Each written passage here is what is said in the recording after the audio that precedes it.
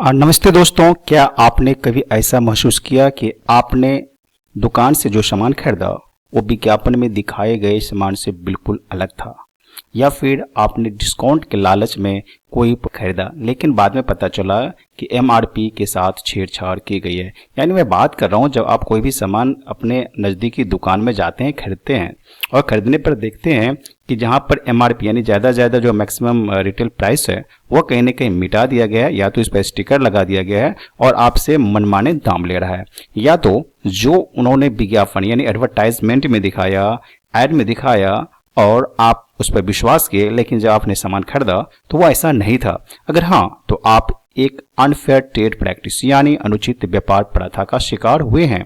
मैं हूं एडवोकेट जयशंकर प्रसाद निराला और आज की इस वीडियो में हम बात करेंगे कि कंज्यूमर प्रोटेक्शन एक्ट 2019 राइट के तहत आपके अधिकार क्या है, और अगर कोई दुकानदार या कंपनी आपको ठगती है तो आपको कानूनी रूप से क्या कदम उठा सकते हैं आप।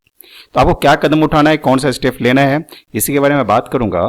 तो पूरे वीडियो पर बने रहिए, वीडियो को स्किप मत कीजिएगा, पूरा देखिए, क्योंकि आप या आपके आस पड़ोस में या आपके रिश्तेदार कभी भी ऐसा हो सकता है कि ठगी का शिकार हो सकता है। उन्होंने सामान खरीदा, चाहे ऑनलाइन हो, ऑफलाइन हो, या आस पड़ोस के दुकान में हो, या तो महंगी या तो सस्ती सामान हो, सामान खरीदा, देख के खरीदा, लेकिन उन्होंने उसे ठग लिया।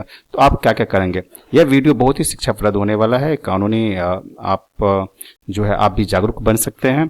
तो बिल्कुल वीडियो पर पूरा बने रहिए। मैं कंटिन्यू करूंगा, टेक्स्ट मैं इसीलिए दिया हूं स्क्रीन पर ताकि आप उसे पढ़ भी सके। चलिए जानते हैं आगे, कानून की नज़र में अनफेयर ट्रेड प्रैक्टिस क्या है। आसान भाषा में समझे तो कोई भी ऐसा तरीका जिससे एक सेलर मीन्स बेचने वाला जो दुकान में सामान बेचता है, आपको धोखा देकर सामान बेचते हैं, राइट। उन्होंने क्या किया, धोखा देकर के सामान आपको बेच दिया, वो इसके दायरे में आता है। अब उसका जो मेन है क्राइटेरिया क्या क्या है कि कैसे आप समझेंगे कि उन्होंने मेरे साथ धोखा किया। जैसे कि भ्रामक विज्ञापन दिया, यानी प्रोडक्ट के बारे में गलत जानकारी देना, या ये कहना कि प्रोडक्ट कोई बीमारी ठीक कर सकता है जबकि वो सिर्फ एक नॉर्मल प्रोडक्ट हो। गलत कीमत यानी जो रेट है वो कहीं ना कहीं गलत है। किसी सामान पर असली एमआरपी छुपाकर या उस पर नया स्टिकर लगाकर उससे ज्यादा पैसे लेना। यानी आपसे क्या किया दुकानदार ने, जहां पर प्राइस था, लिखा हुआ था दाम यानी रेट लिखा हुआ था, मूल्य लिखा हुआ था, उन्होंने क्या किया, स्टिकर लगा दिया। या तो बहुत सारे प्लास्टिक वाली बोतल आती है, या तो यानी शीशे की बोतल आती है, उस बोतल पे क्या करते हैं वो लोग, थिनर लगा के मिटा भी दिया करता है।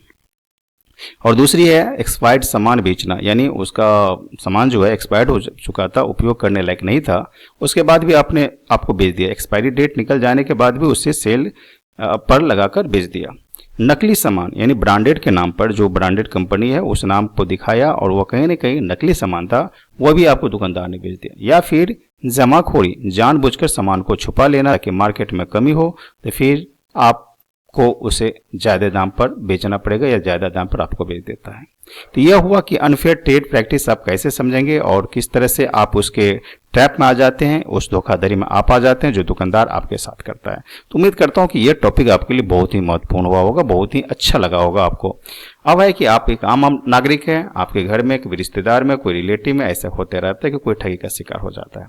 तो आगे सवाल यह है कि अगर आपके साथ ऐसा हो तो आप क्या करेंगे। सबसे महत्वपूर्ण है, आपने तो अभी तक जान लिया कि आपको ठगी बनते हैं, ठग लेता है कोई दुकानदार, ऐसा हो सकता है, लेकिन आप जागरूक इंसान बनेंगे तो आप करेंगे क्या, उसके आगे क्या करेंगे। चुप बैठने की जरूरत नहीं है, कानून आपके साथ है। यानी जो एक्ट मैंने बताया, एक्ट के साथ साथ आपके साथ कानून है और आप उस कानून के तहत बिल्कुल आपके मन में जो सवाल है उसमें आपको चुप नहीं बैठना है, आगे का प्रोसेस करना है। आगे जो भी जानकारी होगा आप पूरे वीडियो पर बने रहिए। सबसे पहले क्या कीजिए, सबूत इकट्ठा कीजिए, यानी आपके पास सबूत होना चाहिए जो एविडेंस है। जैसे कि बिल जरूर लें, अगर ऑनलाइन है तो स्क्रीनशॉट और ऑर्डर डिटेल संभाल कर रखें। यह हुआ आपका सबूत के रूप में। यदि ऑनलाइन कर दिए हैं तो आपके मोबाइल में ही होगा, स्क्रीनशॉट भी ले सकते हैं यदि किसी दुकानदार को दिए हैं। दूसरा, दुकानदार से बात करें। अक्सर लोग गलती मान लेते हैं, अगर वो नहीं मानते तो उन्हें एक लीगल नोटिस का जिक्र करें, राइट। लीगल नोटिस क्या हुआ, यानी आपके कानूनी सलाहकार एडवोकेट लॉयर क्या करेंगे, उस दुकानदार को एक वकालतन नोटिस करेंगे। आप उनसे जिक्र कीजिए कि ऐसा करेंगे तो हम ऐसे करेंगे आपके साथ, राइट।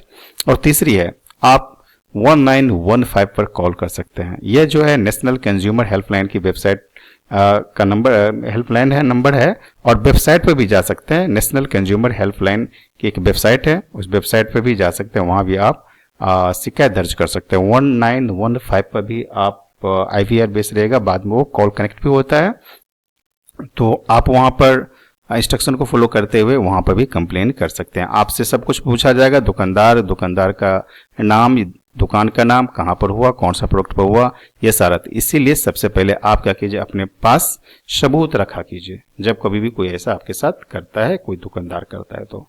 अब नेक्स्ट जो है वो नेक्स्ट है, चौथा नंबर है कि edakhil.nic.in पर जाकर घर बैठे आप ऑनलाइन कंज्यूमर कोर्ट में अपनी शिकायत दर्ज भी कर सकते हैं।